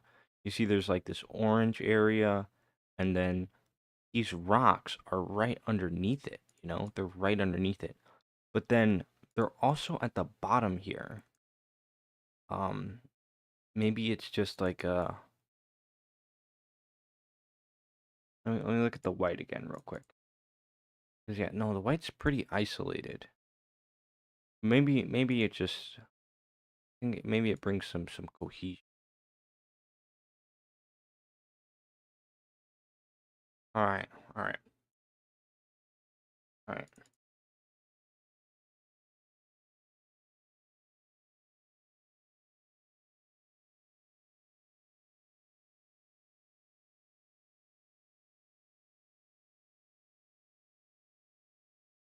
Let's take a screenshot of this.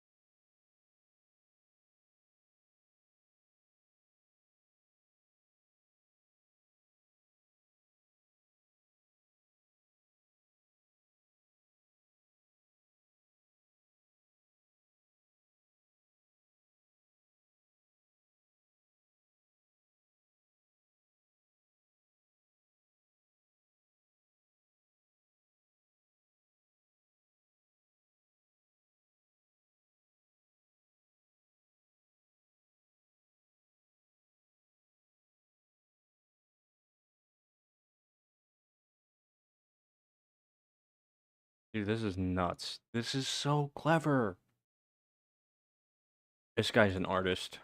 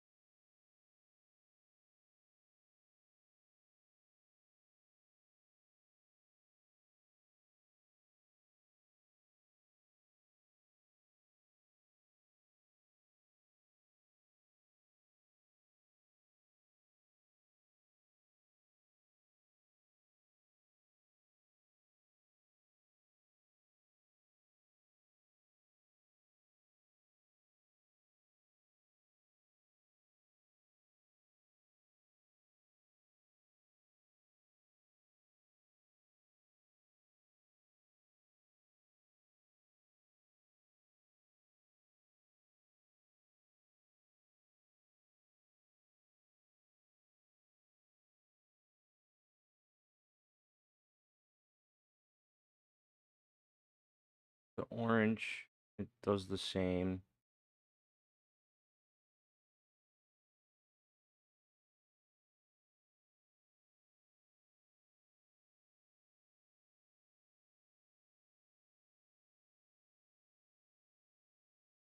So 15, 140, 80, 90, 15, 140, 100.